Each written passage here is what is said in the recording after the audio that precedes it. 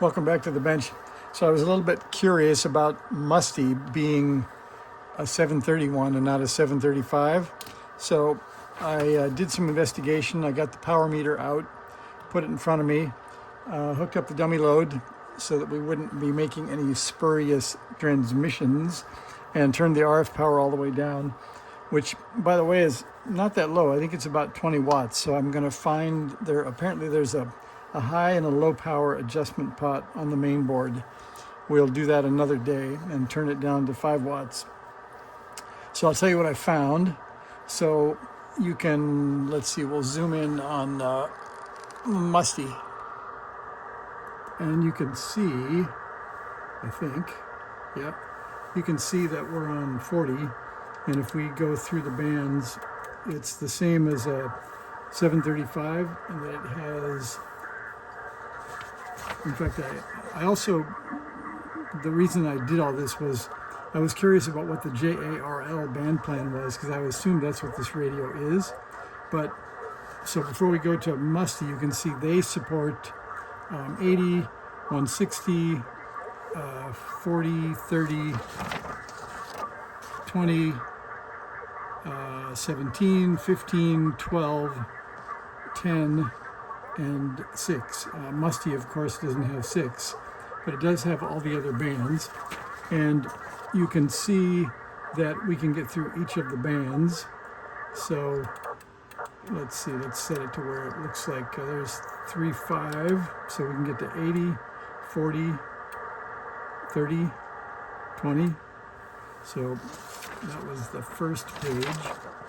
And then you can see we get to 17 and 15 and 12 and 10. So it has all the low HF band covered. Sorry for not holding the paper in the front of things anyway. So at least it has the band coverage. And then I'll get down to the paperwork here and I'll tell you what we found. So it turns out Musty is a fine unit, and we'll start at the top, I guess, and zoom back. So you can see that we do have 10 meter coverage, and with the dummy load on and low power, I just went ahead and rotated the VFO to find out where it starts and stops transmit to see if there was any JARL limitations. And this radio will transmit from 27.9 to 29.99. So it easily covers the USA band of 28 to 29.7. And on the 12 meter band, it'll transmit from 24.400 to 25.099. Again, covers the full 12 meter band. And 15 covers 20.9 to 21.49. Again, covers the full USA band.